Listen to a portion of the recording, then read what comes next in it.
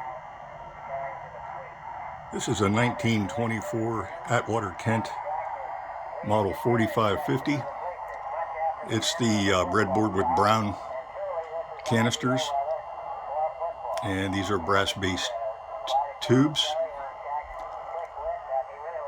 And what you're listening to right now is Bluetooth.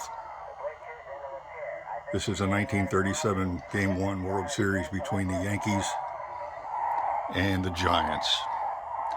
So to disconnect the Bluetooth, I just have to remove this Bluetooth receiver.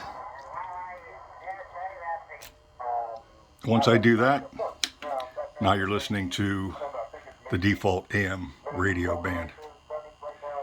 And we are using a Magnavox R1 speaker to broadcast the sound.